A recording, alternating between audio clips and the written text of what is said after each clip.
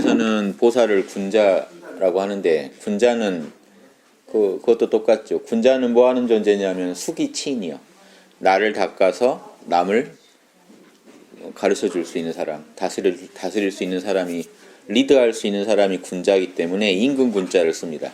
임금 노릇을 할 수 있는 사람이다. 어디다 그 사람을 보내든 거기 있는 사람들을 다 사랑으로 이렇게 감싸고 지혜로 가르쳐서 지혜와 사랑이 충만해 가지고요. 우리 양심에 있는 지혜와 그 사랑이 양심에서 나오는 양지 양능이라고 그러죠. 맹자가 본래 아는 지혜와 본래 할 수 있는 그 사랑을 표현해 가지고 사람들을 감화시키고 리드할 수 있는 존재가 군자 그럽니다. 수기치인. 보살은요, 우리 안에 있는 불성을 끄집어내 가지고 지혜와 방편이라고 하는데, 반야와 방편이라고 하는데, 지혜와 나머지 5바람이려 사랑, 자비, 보시지게 인욕 정진하지만 묶으면 자비죠. 사실은 지혜와 자비를 써가지고 자리이타, 나를 먼저 닦은 다음에 남까지도 이롭게 해주면 보살 그럽니다. 그래서 지향점도 똑같고 그 말씀하시는 경질도 같아요. 양심을 밝혀서 그걸 하면 군자, 뭐죠? 일심, 진심 이걸 밝혀서 하면은 보살. 그런데 차이가 있을 수가 없죠.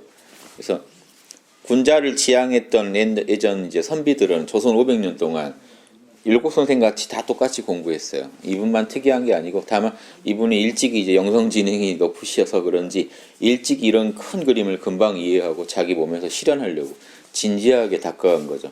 이런 얘기들을 들어도 주자학에서, 성리학에서, 유교에서 계속 군자가 되라고 얘기를 해도 안 와닿는 사람은 요거 외워서 과거는 합격해가지고 벼슬이나 해야겠다로 공부하시는 분들이 많았겠죠. 그 당시에도 태반이었겠지만, 그래도 좋은 내용들을 자꾸 듣다 보니까 양심에 부합하는, 조금이라도 양심이 더 개발된 사람들은 진지하게 접근합니다. 이걸 내가 다 해봐야겠다. 그래서 일찍이 과거 시험 포기하고 그냥 이 도학을 더 닦은 천재들도 많거든요. 조선시대. 과거를 포기한다는 얘기는 요즘 같으면 출세를 포기한 거기 때문에 충격적인 겁니다. 그 집안에서 선비가 공부를 하면 당연히 그 세상에 나가서 정승하기를 기대하고 또 써먹어야 맞으니까요. 원래 그 양심에도 높은 벼슬에 올라가서 더 많은 국민들을 위해 일해야지, 이게 유교에서는 죄가 아닌데, 사회가 이제 만약에 썩으니까 나가봤자 내가 못하겠다 싶으면 더 도학을 닦아가는 또 그런 살림이라고 하죠. 원래 살림이 유교에서 살림은 나쁜 말입니다. 산이나 숲에 들어가서 공부를 한다 그러면 유교에서는 지금 수기치인에서 치인을 포기한 게 되기 때문에 안 좋은데도, 안 되다 보니까 상황이 안 되니까 들어가신 분들도 있었고, 이렇게 이해하셔야 돼요. 그래서 정다산 같은, 정약용 같은 분은 도대체 살림이 뭐냐 하고 살림을 욕을 많이 합니다. 왜 산에 들어가 있느냐. 왜냐하면 또 그러다 보니까 산에 들어가려고 이제 이 유학을 공부하는 분들이 나오게 된 거예요. 상황이 여의치 않아서 들어간 분은 양반인데 애초에 세상에 나가서 중생을 구제할 생각이 없이 산에 들어가는 분들, 소승적인 선비들이 나오니까 다산 선생은 세상을 바로잡은 게 원이셨던 분이니까 또 그분도 보살이죠. 그래서 산에만 들어가는 그 작태를 비판하는 글들을 많이 써서 이제 우리가 실학이라고 하는 내용이 그겁니다. 자꾸 이런 철학이나 얘기하면서 산으로 들어가는 선비들에 대한 또 비판.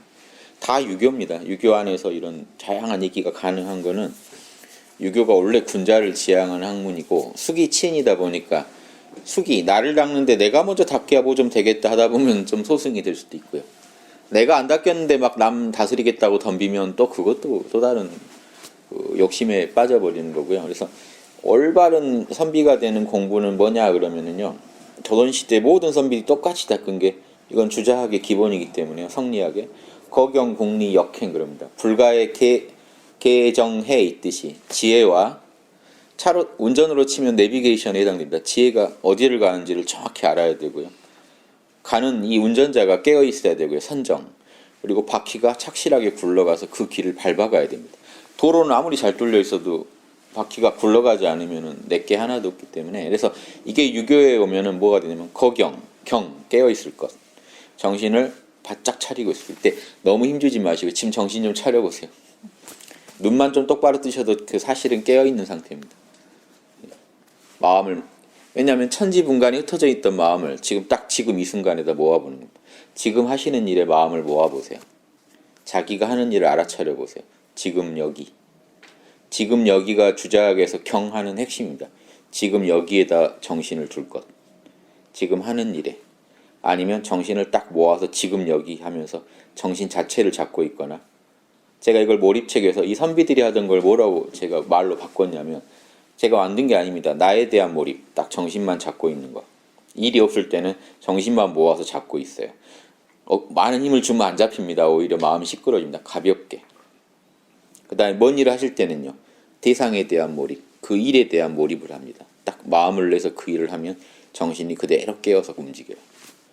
그래서 선비들이 하는 깨어있음은 두 가지예요. 일이 없을 때는 가만히 정신을 모으고 그 자리를 집중하는 것. 그 다음에 일이 생기면 그 일에, 일 처리에 집중하는 것.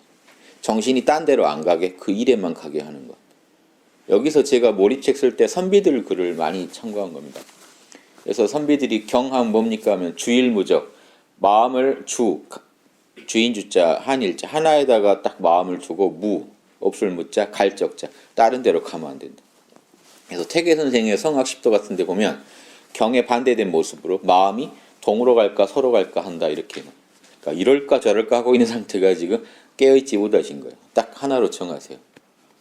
그래서 그냥 순수한 우리가 참나라고 하는 정신 자체, 나 자체를 보시거나 나의 마음에 들어와 있는 어떤 한 가지 일에 거기다 딱 마음을 쓰시면, 뭔가에 쓰시면은 정신이 깨어나서 그 일에만 집중해 있고 마음이 산란하지 않으니까, 거기 평온이 감돌아요. 그러니까 뭔가 여러분이 마음 하나 정하셔서 그 일 하실 때 마음 편안하시죠. 그게 깨어있는 겁니다. 정신이 선명하고 마음이 편안해요. 아무튼 그 느낌이 깨어있는 거예요. 그 느낌을 잃어보시면 여러분은 깨어있음이 약해졌다고 보십니다. 큰일 나는 거 아니고요. 다시 정신을 불러서 깨우세요. 한문으로 환성이라고 그래요. 정신을 불러서 다시 깨어나게 하라. 이게 육아 선비들이 쓰던. 이게 옛날 어른들이 청소해라 할 때, 청소할 땐 청소만 해라 하면 깨어있으란 얘기예요. 청소할 때는 청소할 것만 생각해라. 공부할 때는 공부만 해라. 흔히 하시는 말씀. 정신 좀 차리고 해라. 일상에서 지금 계속 여러분들은 도를 이기하고 계신. 깨어서 안 하면 성적이 안 나온다. 정성을 들여야 일이 된다. 이게 다 신을 쓰라는 얘기를 하는 거예요. 본능적으로 다 하세요. 여러분 안에는 신성이 있기 때문에. 요 용어들이 다예요. 유교에서는. 일상에서 다 이런 식으로 가르치는 겁니다. 그래서 예전 그 소학에서도 애들 다리 지금 제대로 하고 있냐, 제대로 앉아 있냐, 팔 제대로 두고 있냐, 이러면 다 깨어나요. 정신을 안 차리고 있으면 몸이 풀어져 있지 않습니까? 몸을 단속해서 정신을 차리게 하는 겁니다. 어린 친구들은 바로 이게 정신을 차리라 하면 어려우니까 이렇게 외형적인 걸 관리시켜서 깨어나게 하는, 여러 가지 수법을 써서 깨어나는 게 목표인데, 하여튼 그 거경, 깨어있음. 그래서 깨어있음은 두 가지 의미가 있습니다. 가만히 참나만 붙잡고 있는 상태가 있고, 또 하나는요, 뭔 일을 하면서 깨어있는 거기 때문에 일할 때 욕심을 안 부리고 양심에 맞게, 사단에 맞게 하는 것도 깨어있음의 범주에 다 들어갑니다. 깨어있으라 하면 거기까지 다 포괄해요. 지금 깨어있으십니까? 제가 그래서 이걸 어떻게 얘기하냐면은, 깨어있음도 두 개로 저도 나눠서 얘기합니다. 참나를 잡고 계십니까의 깨어있음하고, 지금 양심과 욕심이 싸우는데 양심이 욕심을 51% 이기고 있습니까? 라고 말씀드릴 때 깨어있음은 작용적인 측면이죠. 본체적인 측면에서는 제가 지금 에고보다 참나를 51% 더 보고 계십니까? 이해되십니까? 참나를 더 느끼고 있을 때, 나는 50% 이상 느끼고 있다 할 때는 가만히 일 없을 때 깨어있음이고요. 마음을 쓰실 때 욕심이 혹시 더 이기고 있냐, 양심이, 사단이 이기고 있냐, 욕망이 이기고 있냐 했을 때 51%, 깨어서 51%를 만든다는 건 작용적인 측면입니다. 일을 쓰실 때. 그래서 이 양쪽에 경이 다 서야 거경이고요. 궁리, 깨어있기만 해서는 안 되고, 이게 선인지 악인지 판단할 줄 알아야 되니까 사단, 그걸 도와드리는 게 사단 노트입니다. 저희가 일을 판정할 줄 알아야 돼요. 내가 옳았는지 잘못됐는지 이걸 정확히 아셔야 되고, 역행은 알았으면 반드시 해야 된다는 거. 요 3단계 공부법으로 여러분의 양지 양능이 개발돼요.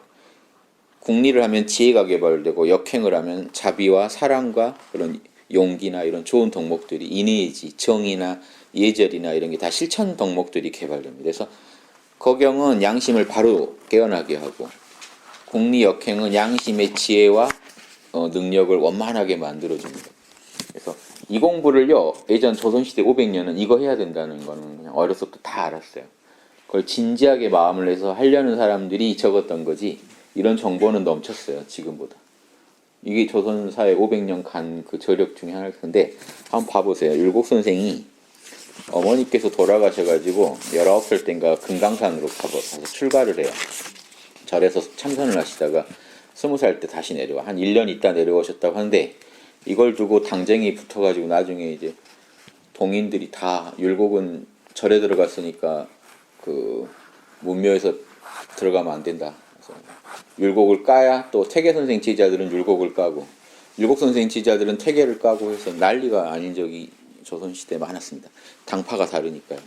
그래서 그때 제일 논쟁이 율곡이 금강산 가서 중하지 않았냐, 불교에 귀의하지 않았냐, 그러니까 유교에서 못 받아들인다 치니까 또 저쪽은 금강산 가긴 가는데 머리는 안 깎았다 해가지고 공격하고 이쪽은 머리 깎았는지 안 깎았는지 그 당시 문헌들 뒤져가지고 찾아내고 난리가 아닌 일이 그 정쟁이죠. 정치하는 분들은 이런 거 가지고 싸웁니다만 진짜 그거는 그 말단이고요.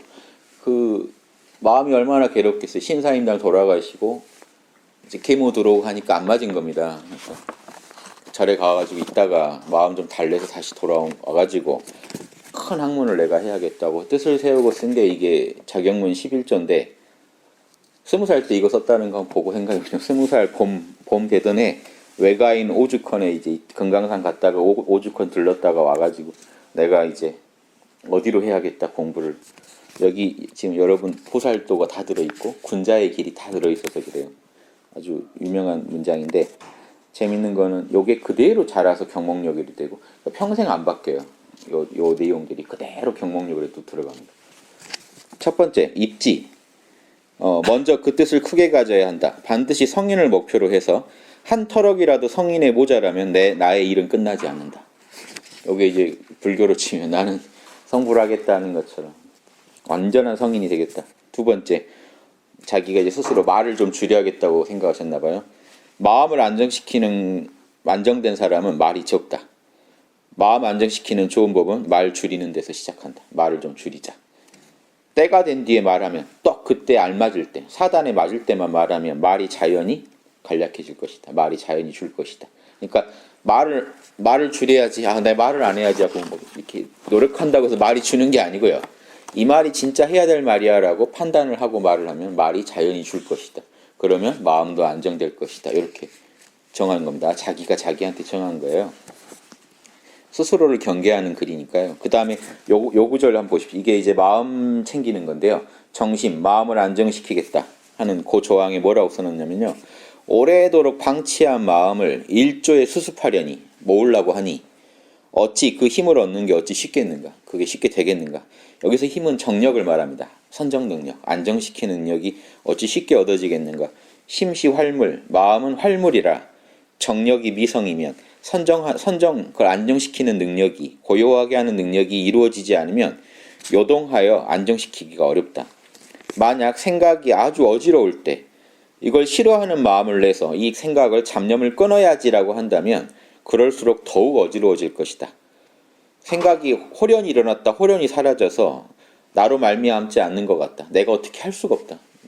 생각이 내 것 같지만 내 게 아니라는 겁니다. 마음대로 일어났다 사라졌다 하는데 만약 이걸 끊으려고 하면 끊으려는 생각이 가슴에 탁 걸리게 되는데 차역 망념이야. 이것 역시 망념이다. 이것도 잡념 아닙니까? 그래서 잡념이 원래 나쁜 놈이 아니에요. 때가 아닌데 떠오르면 잡념이에요.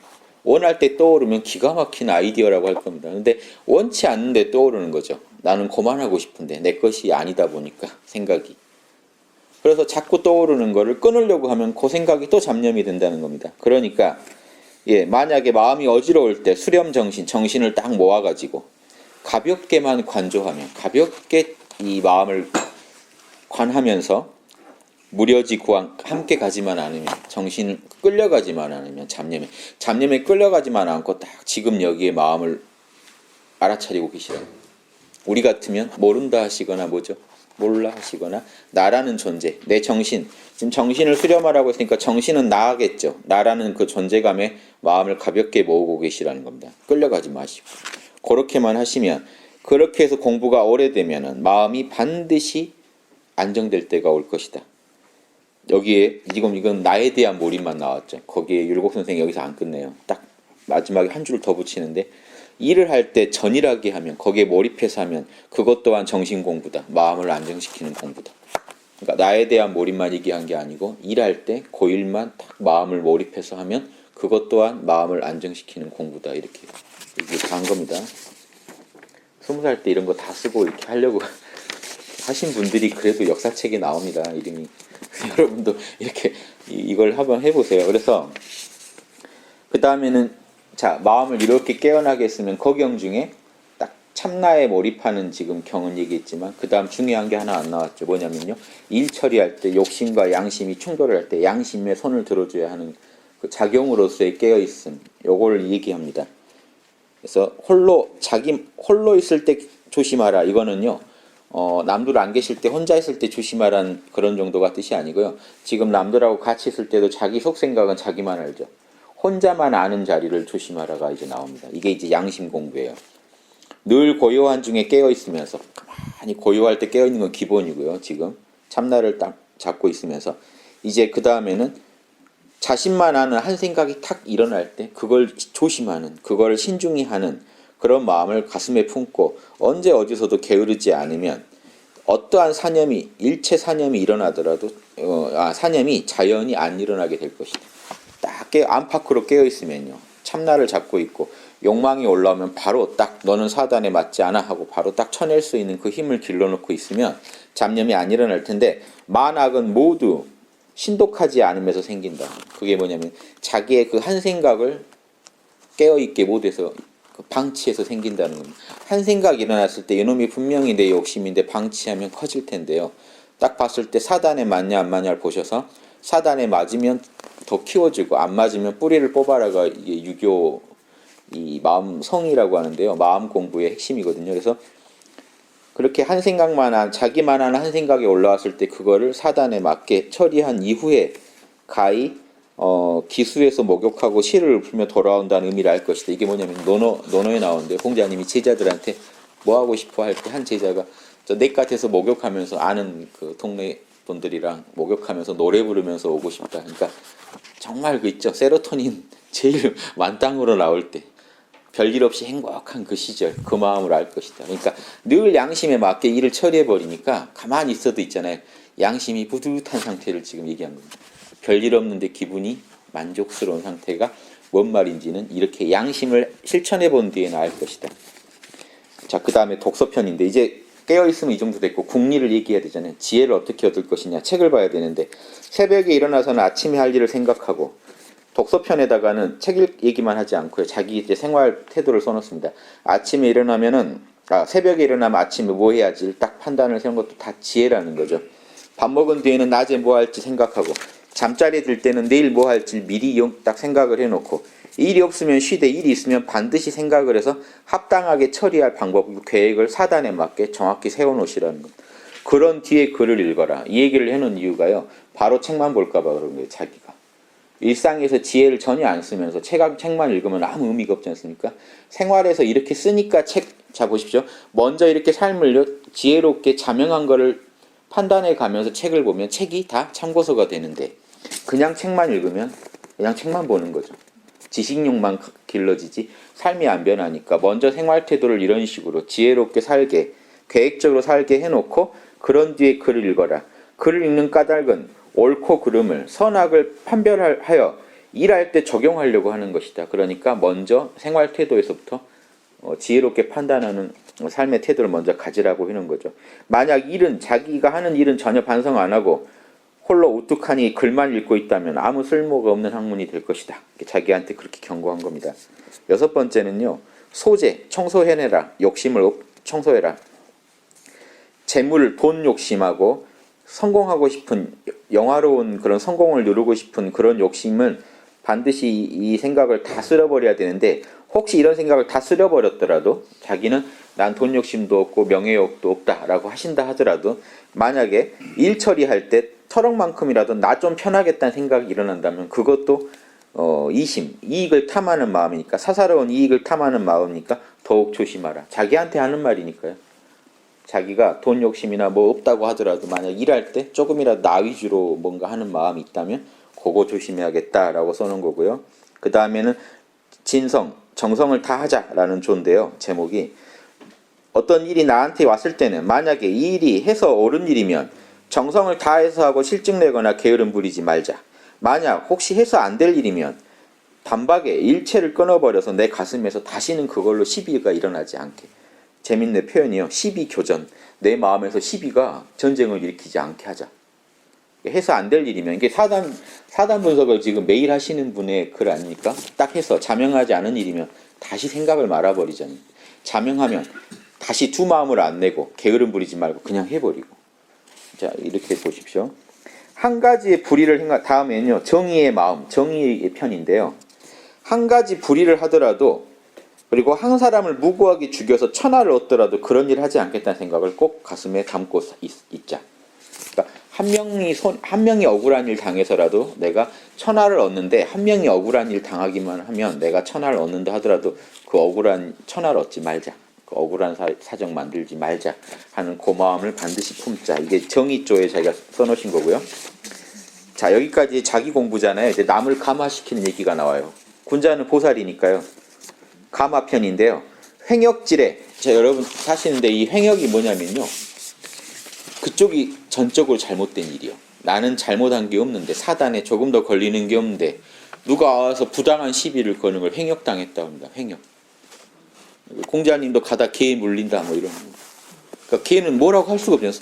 그러니까 저 친구한테 사단을 따지기엔 너무 무도한 경우.